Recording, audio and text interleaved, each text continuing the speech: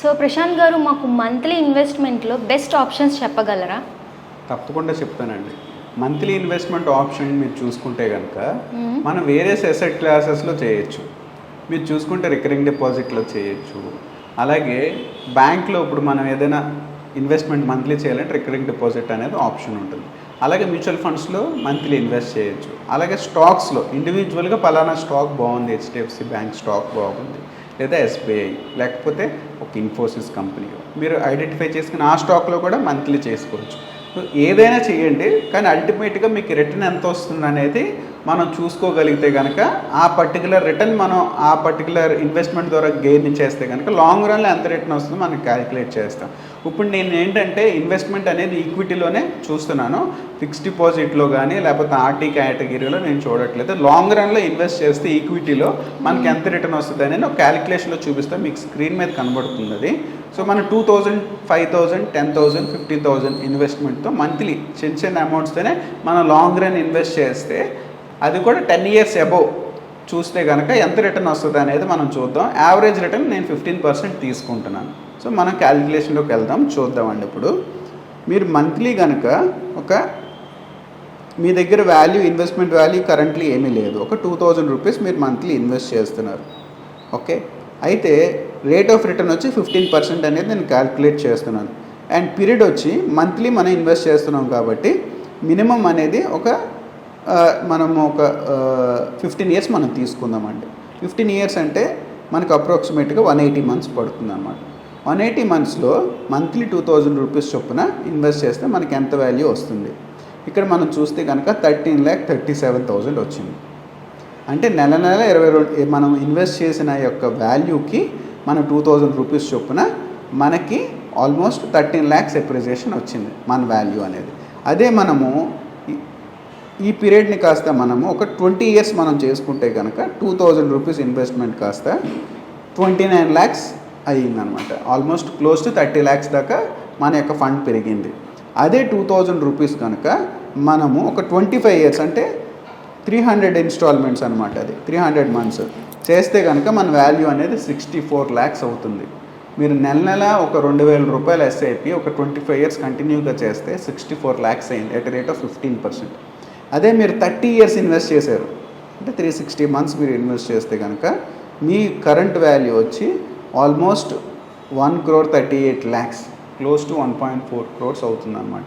అదే వాల్యూని మీరు మంత్లీ నేను ఒక 5,000 వరకు బేర్ చేయగలను అనుకుంటే కనుక 5,000 ఇన్వెస్ట్ చేస్తే కనుక మీకు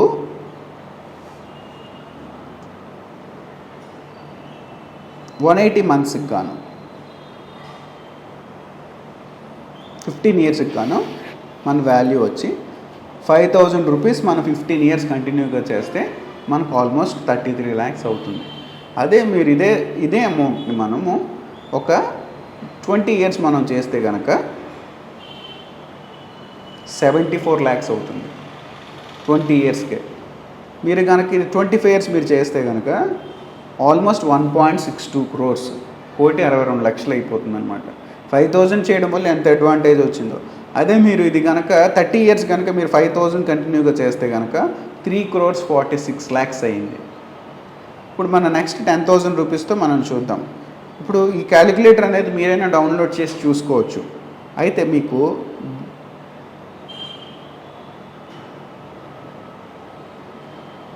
10,000 చేస్తే కనుక మనకి 15 yearsకే 66 lakhs అయిపోయిందనమాట.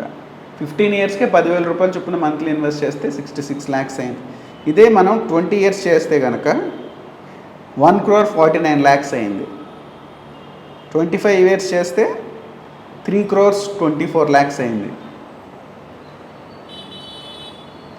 30 years చేస్తే కనుక 10,000 రూపీస్ ఎంత అయిందో తెలుసా మీకు? 7 crores అయింది, ఆల్మోస్ట్ 6,92 lakhs. హ్యూజ్ అమౌంట్ అనమాట. అంటే ఇప్పుడు మనం కెరీర్ స్టార్ట్ చేసి రిటైర్మెంట్ ఏజ్ అయ్యే టైం కల్లా 30 years వాళ్ళే స్టార్ట్ చేస్తే అప్పటికి 7 crores అనేది చాలా మంచి వాల్యూ. అలాగా వాళ్ళ యొక్క ఫ్యూచర్ని వారు ప్లాన్ చేసుకోవచ్చు. మీరు 15,000 ఇన్వెస్ట్ చేస్తే కనుక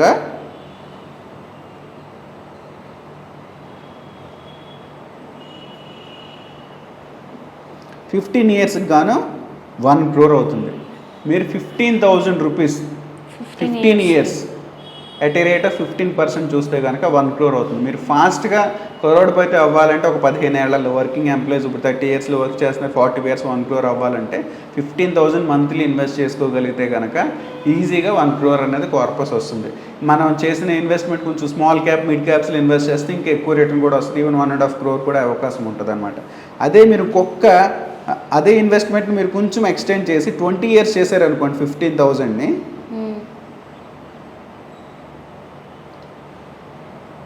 2 crores 24 lakhs అయిపోతుంది అనమాట.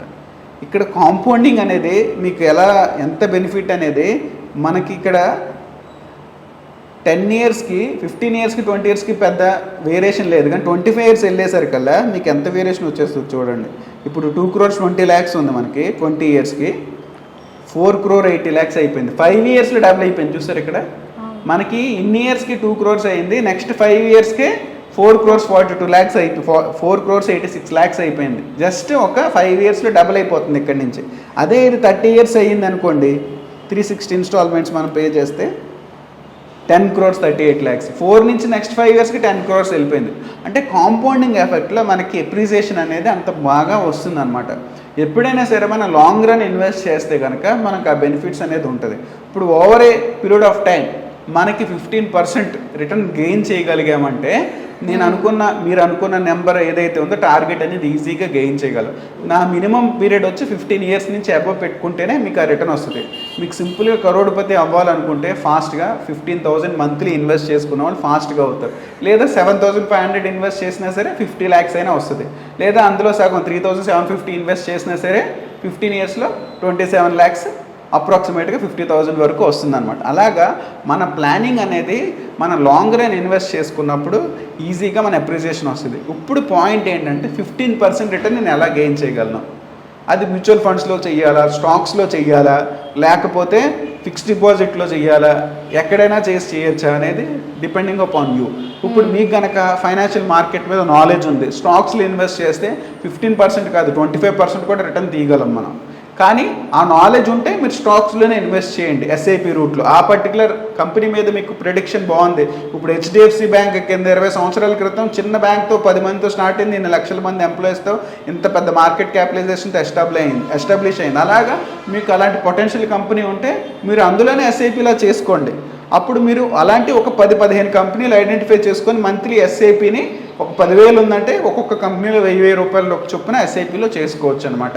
ఇప్పుడు దానికి గాను ఇప్పుడు మనకు కావాలంటే ఇప్పుడు మనం సర్వీసెస్ ఇచ్చేది మోతీలాల్ త్రూ సర్వీసెస్ ఇస్తున్నాం. మీరు డీమ్యాట్ అకౌంట్ ఓపెన్ చేసుకుంటే ఏ కంపెనీస్లో ఇన్వెస్ట్ చేస్తే ఒక 10 కంపెనీస్ ఐడెంటిఫై చేసి సజెస్ట్ చేయడానికి కూడా మనకు అవకాశం ఉంటుంది. లేదు మీకు ఏదైనా డీమ్యాట్ అకౌంట్ ఉందంటే ఆ డీమ్యాట్ అకౌంట్లో అకౌంట్ ఓపెన్ చేసుకొని మీ అంతటి మీరు చేసుకోవచ్చు.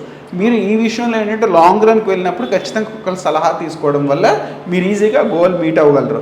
ఇప్పుడు నేను 15%తోనే మనం అంత వండర్స్ చూసామంటే ఇంకెక్కువ రిటర్న్స్ జనరేట్ చేస్తే ఇంకా మన కార్పస్ బిల్డ్ చేసుకోగలం.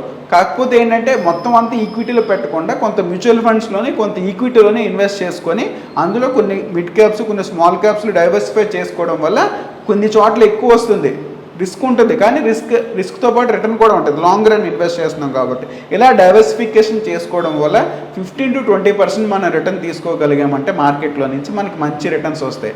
దానికి సలహా ఏదైనా కావాలంటే ఒక ఫైనాన్షియల్ ప్లానర్ని అప్రోచ్ అయ్యి ప్రాపర్గా మీరు ఇన్వెస్ట్మెంట్ చేయండి. ఎందుకంటే ఇప్పుడు కోవిడ్ టైంలో నేను గమనించినప్పుడు చాలామంది ఏం చేశారంటే ఇన్వెస్ట్ చేశారు, కానీ అప్పుడు మార్కెట్ ఒక్కసారి కోవిడ్ వల్ల 30%-40% పడడం లాస్లో ఉన్నా సరే చాలామంది తీసేశారు.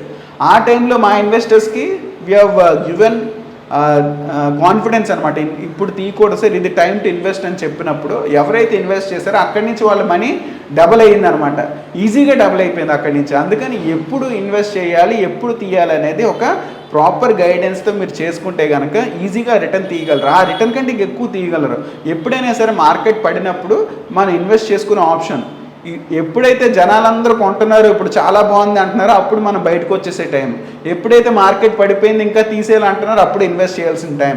ఇది ఒక లాజిక్, ఇది వారెన్ బఫెట్ గారు నేర్పించిన లాజిక్ అనమాట. కాబట్టి ఏంటంటే మన ఇన్వెస్ట్మెంట్స్ మీద మంచి రిటర్న్స్ మనం ఎప్పుడైనా జనరేట్ చేయాలంటే కనుక లాంగ్ రన్ ఉండాలి. అట్ ద సేమ్ టైం ప్రాపర్గా మనకు ఒక గైడెన్స్లో మనం వెళ్ళి, లేదా మనకు నాలెడ్జ్ ఉంటే కనుక మన ఓన్ గైడెన్స్లో కానీ మన ఒక నాలెడ్జ్ని ఉపయోగించి ప్రాపర్గా చేస్తే మనం ఈజీగా నేను చెప్పిన రిటర్న్ గెయిన్ చేసి మన క్రోర్స్ ఆఫ్ రూపీస్ పోర్ట్ఫోలియోని 10 crores ఏంటి, 20 crores ఏంటి, ఈవెన్ 100 crores పోర్ట్ఫోలియో కూడా మీరు బిల్డ్ చేయగలరు అనమాట. సో మీ ఇన్కమ్ బట్టి. నా పేరు Prashanth Thota. I'm a certified financial planner. I'm having an experience of more than 16 years in this particular sector. నేను 16 years నుంచి ఈ పర్టికులర్ సెగ్మెంట్లోనే వర్క్ చేస్తున్నానండి. I worked in various organisations. ఐసిఐసిఐలో వర్క్ చేశాను, రిలయన్స్లో వర్క్ చేశాను, అలాగే టాటా మ్యూచువల్ ఫండ్స్లో వర్క్ చేశాను, అండ్ ఇన్సూరెన్స్ కంపెనీస్లో కూడా వర్క్ చేశాను. I'm having good experience in broking company also. IDBI క్యాపిటల్లో కూడా వర్క్ చేశాను. So I worked in broking, insurance and mutual fund సెగ్మెంట్స్లో మోర్ దెన్ 16 years ఎక్స్పీరియన్స్ ఉంది. At the same time I'm a certified financial planner also. 2018లో I completed my certified CFP program also.